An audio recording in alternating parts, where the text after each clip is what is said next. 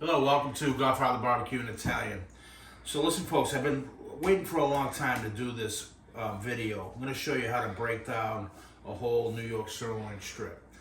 Now, reason I thought about this is we're doing a special video tomorrow on a low and slow New York strip roast. That's going to be incredible. Love it. Butter coated, butter herb garlic coating.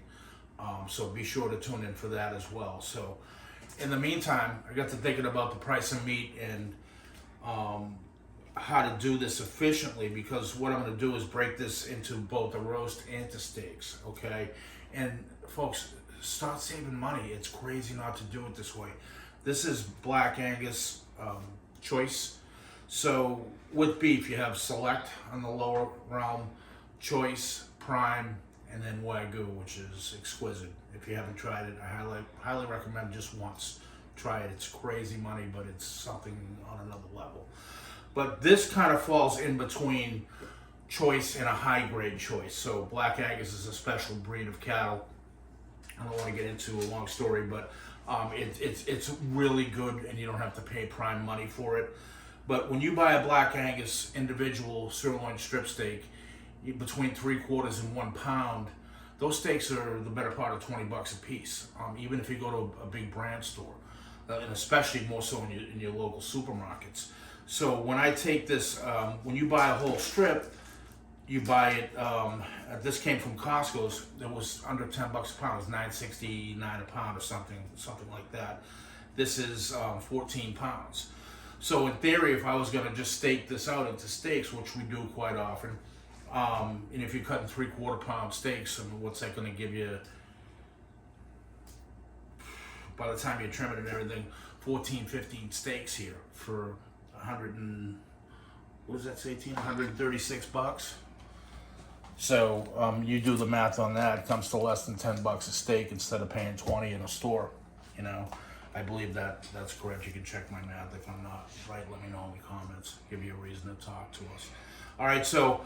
Get into it. I'm going to get this out of the cryovac. I'm going to pat it down real good with some paper towels, dry it up nice, and we'll get to trimming and cutting.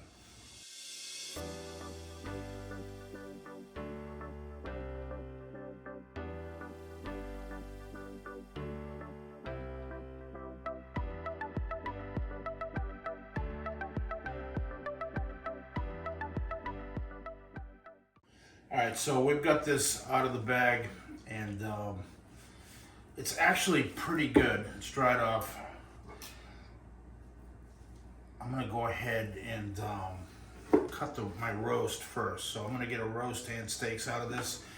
As far as the roast is concerned, I want as level of a piece as I can, meaning symmetrically sized, the same all around. So I'm gonna use the center of this.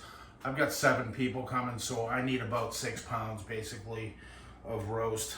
And good rule of thumb is about every 1.5 inches is going to give you a pound-ish. Okay, so it's not always exact depending on how tall the meat is. But so I'm going to say, I'm going to come in from here and just get this center right to about here. All right, so that's the first thing we're going to do. I'm just going to go ahead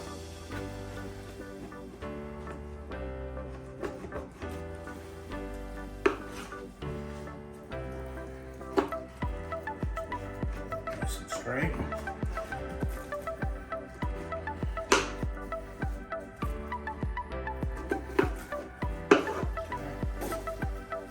So this will be our roast. I'm going to go ahead and just trim some of this real hard fat off the sides here. That's not going to render.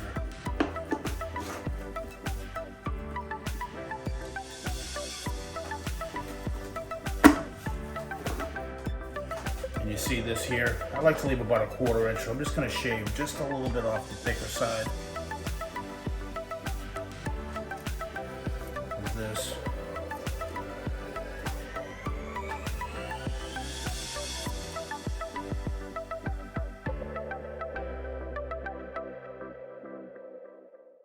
I don't want to take it all off because that fat's going to insulate the meat when we're roasting it. It's going to keep it insulated and juicy as opposed to letting Fat is flavor. Yeah, it is, and it also keeps the moisture in. So, all right, so I sectioned out the center part of the strip here, 6 pounds on the dot. Okay, got lucky, wasn't planned, but that's the exact size I need. Now the rest of we're gonna cut into steaks. So I'm going to. I usually always on the back sides of these. You want your steaks, you know, kind of the same deal, even when cooking. Okay, so I just want to square them up at the ends like that. Okay, same deal here. Not much. So I like my steaks about 3/4 inch. So I'm thinking I can get, I should get 3 out of here. So I'll go ahead and pre-mark these.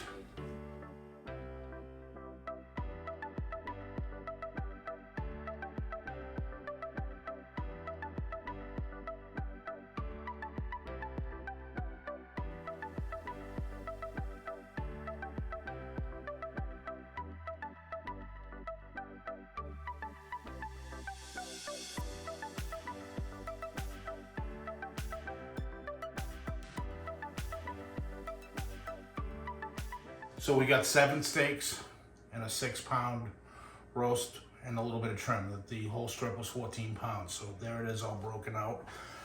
As far as trimming these steaks individually, I want to, again, I still always want to leave a little fat cap on, but this is too much. Even during a hot and fast on a gas grill, this still is just too much to render. So I'm going to come in here and try to, if you can, do it on a radius so it has a little curve to it.